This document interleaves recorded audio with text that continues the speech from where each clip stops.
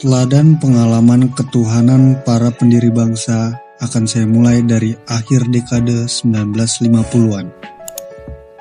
Pada saat itu, Prawoto Mangkusasmito, seorang tokoh partai Masyumi dan Muhammadiyah yang pernah menjadi wakil Perdana Menteri pada 2 April 1952 sampai 31 Juli 1953 dan menjadi wakil ketua 1 Konstituante pada 10 November 1956 sampai 5 Juli 1959. Pada saat itu, Prawoto Mangkusasmito masih belum punya rumah. Di saat suasana perbedaan pandangan politik yang tajam, Ignatius Joseph Kasimo Hendro Wahyono, seorang ketua Partai Katolik, tidak kehilangan rasa kemanusiaannya. Pak Kasimo merasa tergerak hati nuraninya untuk membantu Pak Prawoto. Kebetulan, rumah yang diinginkan Pak Prawoto adalah milik seorang suster Katolik keturunan Tionghoa. Namanya Tan Kin Liang. Pak Kasimo pun membantu Pak Prawoto membujuk secara halus pemilik rumah itu. Sampai akhirnya rumah di Jalan Kertosono, Menteng, Jakarta Pusat itu pun bisa dibeli Pak Prawoto pada tanggal 20 Maret 1959. Bahkan menurut isu yang beredar, Pak Kasimo juga ikut mengumpulkan dana untuk pembelian rumah tersebut.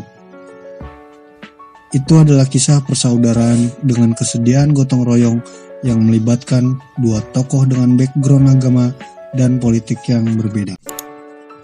Masih mengenai prinsip ketuhanan, Soekarno pada pidato 1 Juni 1945 berkata seperti ini. Ketuhanan tanpa egoisme agama tersebut digambarkan oleh Bung Karno sebagai ketuhanan yang berkebudayaan, ketuhanan yang berbudi pekerti luhur, ketuhanan yang menghormati satu sama lain.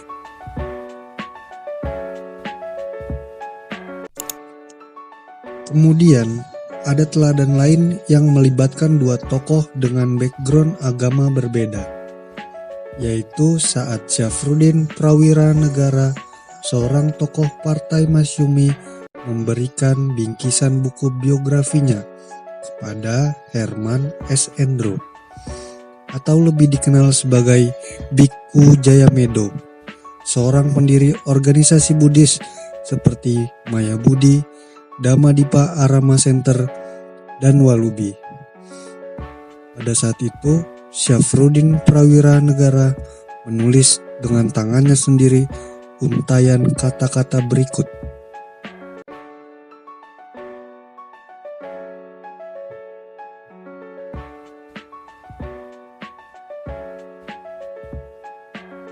Itu adalah 3 contoh teladan pengamalan ketuhanan para pendiri bangsa yang senada dengan sila ketuhanan yang Maha Esa.